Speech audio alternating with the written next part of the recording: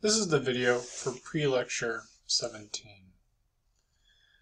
The final topic that we're going to be discussing with regards to just boundary value problems is the relaxation method. This is going to allow us to solve nonlinear boundary value problems.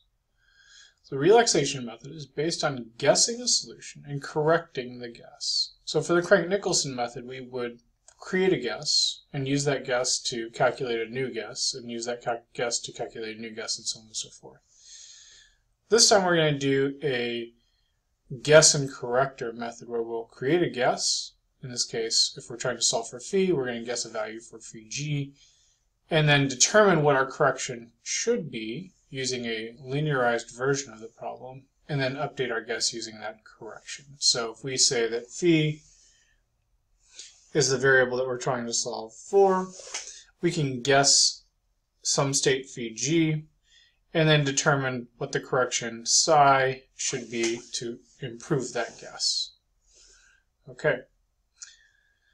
So then once we have updated our guess, we'll use that again and continue this iterative process until it converges. So let's see how this works for a problem that's not an ODE, but just simply a nonlinear problem itself. So let's say we want to solve the nonlinear system, phi squared is equal to 2. Well, we know the answer to this. Phi is equal to the square root of 2, which is something like 1.414. Well, what if we didn't have a calculator to determine that? Well, we could use this prediction and correction method. And so we can start with something like assume that our guess for phi is something close, but not exactly. Say phi g, at least initially, would be equal to 1. And so then we would say, okay, well, my solution then, phi is equal to phi g, which is 1, plus some correction. And that correction would be 0.414, so on and so forth, to get us to the correct value. Well, let's take this equation now and substitute it into our base equation. Well, that's going to just be phi g plus psi squared is equal to 2. We can expand this out. We'll get us phi g squared plus 2 phi g psi plus psi squared is equal to 2.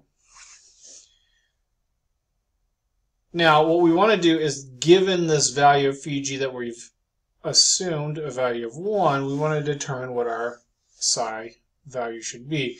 Well, we now have a new nonlinear equation, so it really hasn't done us much good, but our assumption now is going to be that our psi is much less than 1, or at least smaller than phi g. And what that's going to allow us to do is we're going to delete or eliminate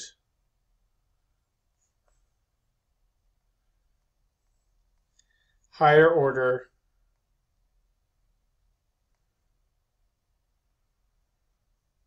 terms in psi. So in this case, the only nonlinear term would be this psi squared term. Okay, so now we're assuming that correction is small. That allows us to simplify our equation to say, okay, well then we can say that phi g squared plus 2 phi g psi is equal to 2. And this can be rearranged to allow us to solve for the correction in isolation, which would just be 2 minus phi g squared divided by 2 phi g.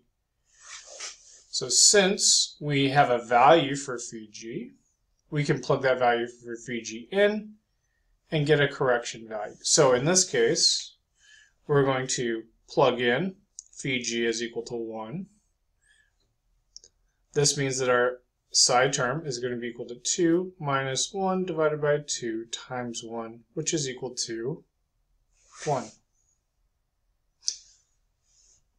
1/2. So now we're going to take this 1/2 value and use it to improve our value of phi. So this would be phi is equal to 1 plus 1/2. Our phi g plus our correction term is equal to 1.5, which is closer to our 1.414 value that we would hope to find. Okay? Now we can take this value and repeat the process. So if we plug in phi g is equal to 1.5 here, then we get 2 minus 2.25 divided by 2 times 1.5, and that's going to give us a correction value of minus 1/12. Plugging that in, our new value of phi, which is equal to 1.5 minus 1/12, is equal to 1.4166. And so we can see that's pretty close now to the square root of 2. So if we don't meet the tolerance, we use the new guess to get a new correction. We repeat this process over and over again. So we can also calculate what's called the residual. We've spoken about this before, and the residual is just saying, okay, I'm going to move all my terms to one side, so in this case it's going to be just phi squared minus 2 is equal to 0, and see how well my solution satisfies this equation. So I would go ahead and plug in my 1.4166 squared minus 2, and that would give me a residual value of minus 0.002. And so that would be my residual for this problem. And so you would repeat this process over and over again. So how do we use this for solving a boundary value problem? Well, given a base nonlinear ordinary differential equation, now we're going to say, well, we're going to just look at d squared phi dx squared is equal to phi squared. So not too dissimilar. And we've got two boundary conditions. Phi at x equals 0 is equal to 0. Phi at x equals 1 is equal to 4. And so what we're going to do is we're now going to create a solution. And our solution, phi and phi g, are going to be functions of x, as is our correction.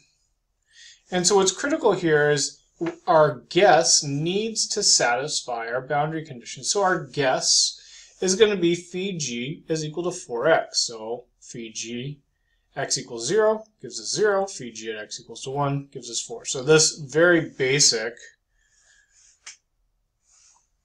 function at least satisfies our boundary conditions. Okay? Now our correction is also going to be a function of x, and it is the necessary correction to make our solution correct, so to improve our phi g to our guess state. Now the correction boundary conditions will be similar in the sense that they're, in this case, both Dirichlet boundary conditions. If we had a Neumann boundary condition, then the corresponding boundary condition at that point would also be a Neumann boundary condition.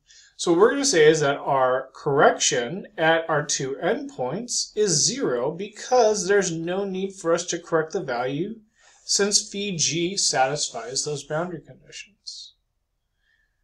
And this ensures that phi is going to satisfy our boundary conditions as well. So now what we're going to do is we're going to substitute in to our ODE this phi g plus zeta equation. So that's going to just be d squared dx squared of phi g plus psi is equal to now phi g plus psi squared. And we can expand this out.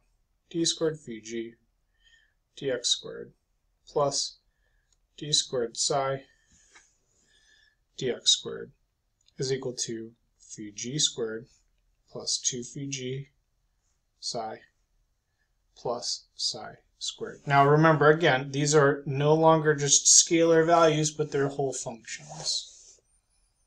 Okay? But we are still going to make the assumption that our correction is small, which allows us to delete any nonlinear terms with regards to our correction. So where does our correction show up? D squared psi dx squared, that's a linear term. We only have one thing that's a function of psi in that term. 2 phi g psi, linear with respect to psi, and then psi squared, that would be nonlinear, so we can go ahead and drop that term. So now we're going to rearrange to pull our terms with a psi in it to the left-hand side. Anything that doesn't have a psi in it gets moved to the right-hand side. So our equation is rearranged to be the following. D squared psi dx squared minus 2 phi g psi is equal to phi g squared minus d squared phi g dx squared. Now remember, phi g and derivatives of phi g are known. So we can simply put these terms, even if they're nonlinear, in our b vector.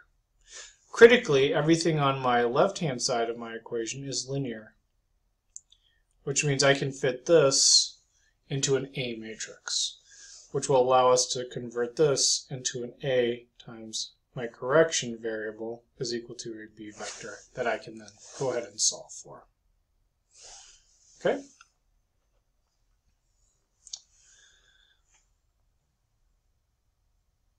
So what is the finite difference equation for this particular problem?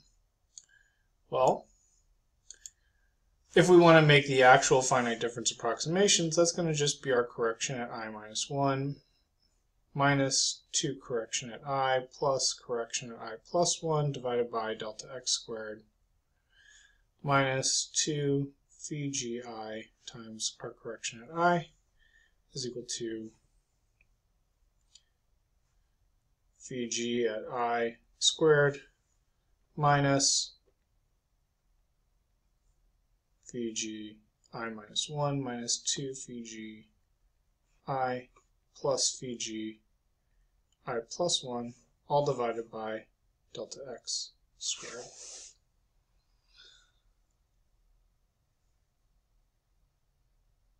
Okay, if we wanted to convert this into the matrix representation, then that's going to just be our D2 matrix times our correction variable minus 2 times the diagonal of our phi g vector to convert that into a matrix times our correction is equal to our right-hand side. We're not as concerned about properly representing this to get to a vector form, although we certainly could, and if we wanted to do that, it would look something like the diagonal of phi g times phi g.